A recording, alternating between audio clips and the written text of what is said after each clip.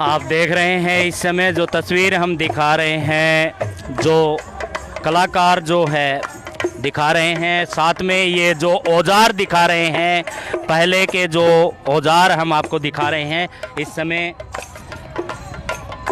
दोस्तों आप देख रहे हैं लाइव तस्वीर पीएमएफओ न्यूज़ पे। जो कलाकार हम दिखा रहे हैं विमुक्त जाति से, विमुक्त घुमंतू जाति से जो कलाकार हैं जिनके और ये जो औजार हैं ये भी विमुक्त घुमंतू जातियां ही बनाती थी। लोहार जो होते थे पहले, जो सामान बनाते थे, चिमटा है, जरिया है, ये दराती है जो देख पा रहे हैं, बिल्कुल देसी दराती हैं जो हैंडमेड है, दराती है, और बहुत सारे औजार जो यहाँ पे दिखा रहे हैं। आइए बात करते हैं इनसे, विमुक्त घुमंतू के जो लोग हैं यहाँ पे।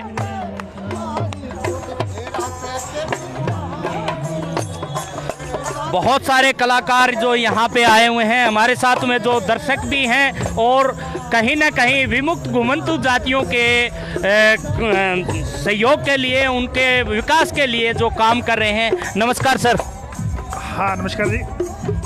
जो ये जो कलाकार हैं विमुक्त घुमंतू जातियों से, और कहीं ना कहीं आप भी विमुक्त घुमंतू जातियों के जो विकास के लिए काम कर रहे हैं, तो क्या कहना चाहेंगे इन जातियों के बारे में और इनके विकास के लिए? ऐसा है, पूरे देश में ये जो जातियां हैं 15 से 18 करोड़ हैं। तो 15 से 18 करोड़ में ऐसी जो जातियां, ये मार्शल जातियां हैं। तो सब जातियों का अपना अपना एक इतिहास है। तो वास्तव में जो 1857 की जो क्रांति हुई, तो इन जातियों का बहुत बड़ा जो पहला स्वतंत्रता संग्राम रहा, उसमें बहुत बड़ा योगदान रहा। तो पूरे देश में अनेक हर प्रकार के जो अगर हम विचार करेंगे तो सब जातियों की अपनी कुशलता है। तो ये जो कार्यक्रम जो कर रहे हैं, भोपा जाति है, भोपा जाति एक राजस्थान के अंदर ज़्यादा है और हरियाणा के अंदर थोड़ा बहुत कम है।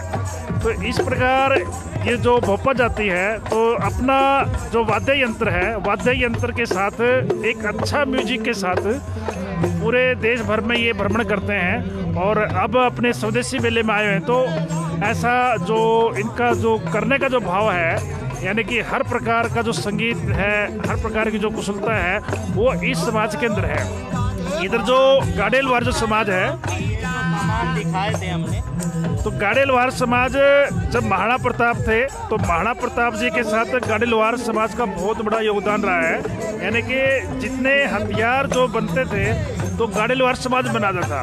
अब जैसे जैसे परिस्थिति आती गई, यानी कि जो अभी मशीनी युग है, तो उसके अनुसार अब ये काम भी थोड़ा कम होता जा रहा है। तो हरियाणा के अंदर विमुक्त घुमंतू जनजाति कल्याण संघ है, जो पूर्ण रूप से एनजीओ के रूप में इनका धीरे धीरे स्वाभिमान बने, शिक्षा में आए और इनकी कुशलता है या कौशल के विकास के लिए कार्य कर रहा है। अपना परिचय करा दें। मैं डॉक्टर रामनिवास, विमुक्त घुमंतू जनजाति कल्याण संघ सचिव।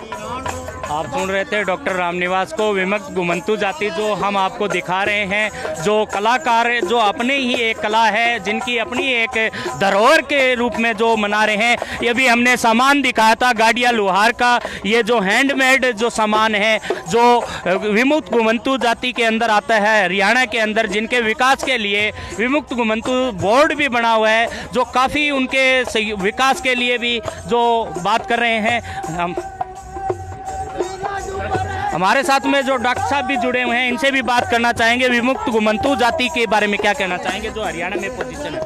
हरियाणा सरकार ने विमुक्त घुमंतू जाति के लिए सबसे बहुत अच्छा काम किया है कि इनको बसाने के लिए योजना बनाई है कि क्योंकि ये जो महाराणा प्रताप के समय से जातियाँ, इन्होंने तय किया था जब तक महाराणा प्रताप अच्छे से पूरे भारतवर्ष के राजा स्थापित ना हो जाए, तब तक हम अपने घर बैठेंगे ही नहीं। और इन्होंने आज तक पिछले 500 साल से जातियाँ घुमंतू जाति के रूप में पूरे देश भर में घूम करके अपने संस्कारों का प्रचार कर रही थी। तो हरियाणा सरकार को मैं आभारी भी और बधाई भी देता हूँ कि उन्होंने इतना अच्छा काम इन जातियों के लिए किया है। इनको बसाने के लिए ये गांव, ये घुमंतू बना छोड़ करके अपने मकान अलाउट करें, इनको घरों में बसाएंगे। परिचय करा देंगे सर। मैं डॉक्टर जगबीर सिंह, चेयरमैन हरियाणा विद्यालय शिक्षा बोर्ड भिवानी। आप सुन रहे थे डॉक्टर जगबीर सिंह। हमारे साथ में और भी विमुक्त घुमंतू जातियों से जुड़े हुए हैं मेहमान हैं, इनसे भी बात करेंगे। आज क्या पोजीशन बनी हुई है विमुक्त घुमंतू जातियों की, जो क्या सरकार कर रही है उनके लिए? आज़ादी के 70 वर्ष बाद भी जिन जातियों का उत्थान नहीं हुआ, ऐसी बहुत सी जातियाँ हैं जो आज भी शिक्षा से वंचित है, घरों से वंचित है, जिनके पास आधार कार्ड नहीं है, राशन कार्ड नहीं है, ऐसी कोई सुविधा नहीं है जिनके पास, जो सरकार द्वारा दी जाती है।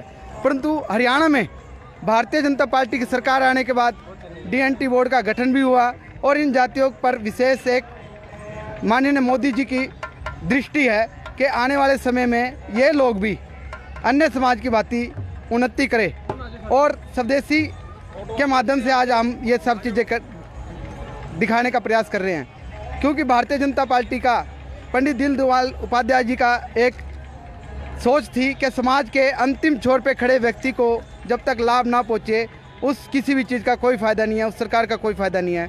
तो आज हरियाणा में जब से भारतीय जनता पार्टी की सरकार आई है, बोर्ड का गठन हुआ और DNT कल्याण संघ, विमुक्त घुमंतु कल्याण संघ के माध्यम से डॉक्टर बलवान जी इसके चेयरमैन हैं।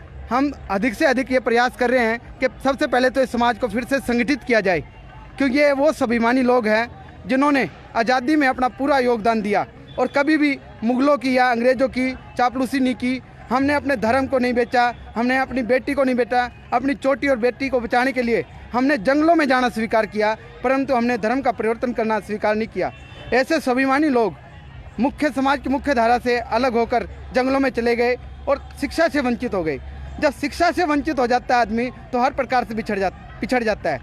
आज सरकार पहले से कुछ हमारे बारे में सोच रही है, मैं उसके लिए धन्यवाद भी करता हूँ, परंतु अभी भी बहुत काम है जो पिछड़ी जातियों के लिए या विमुक्त घुमंतु समाज के लिए करना है। पर पहले से हमें कुछ फ़ायदा हुआ है और मीडिया के माध्यम से अब विमुक्त घुमंतु भी आगे आने लगा है और धीरे धीरे हम समाज के लिए अच्छी से अच्छी योजना और संगठन देख रहे हैं कि हम क्या कर सकते हैं। परिचय करा देंगे एक बार। मैं विजय चौहान सिकलीगढ़ जाति से हूँ और पिछले कई वर्षों से विमुक्त घुमंतु जनजाति कल्याण संघ हरियाणा से जुड़ा हुआ हूँ और ये मैं अपना सौभाग्य मानता हूँ कि मुझे ऐसे लोगों का साथ मिला है जो ऐसी जातियों के बारे में सोच रही है, जो स्वाभिमानी जाति है, जो बहादुर जाति है, जिनके पूर्वजों ने इस आज़ादी की लड़ाई में भी अपना योगदान दिया और उससे पहले भी लगभग जब से ये भारत देश विकसित हुआ है उसी समय से हम इस समाज के बारे में और इस राष्ट्रभक्त लोग हैं हम। तो मैं इस समाज में पैदा हुआ, ये मेरे लिए बहुत सौभाग्य की बात है। और ये सभी वीर जातियाँ जो DNT में आती है, ये बहुत ही स्वाभिमानी और राष्ट्रभक्त जातियाँ हैं। आप सुन रहे थे विजय चौहान, जो DNT ग्रुप है, जो विभाग है पिछड़ी जातियों का, जो उसको सुन रहे थे। और हमने जो कलाकार दिखाए, एक बार मैं कैमरामैन से कह देना चाहता हूँ, ये भोपा जाति से लोग हैं जो अपना आज भी पैतृक धंधा है जिनका वो कर रहे हैं और अपना जो एक कला है, जो सारंगी की कला है, आप इसका नाम बताएंगे? खंजरी है, ये ढोलक है, इनको बजा करके अपना जो रोजगार चलाते हैं। ये जो सामान हम दिखा रहे थे आपको, जो स्वदेशी मेला के अंदर जो सामान है, गाडरिया लोहार के द्वारा हैंड निर्मित सामान है, जिनको वो ये जाति भी आपका जो है इस संगठन के अंदर आती हैं, जिनके लिए ये बात हम कर रहे हैं, पूरी रिपोर्ट दिखा रहे हैं। इसी तरह से बने रहिए। मैं PMFO न्यूज़ से रण सिंह पवार।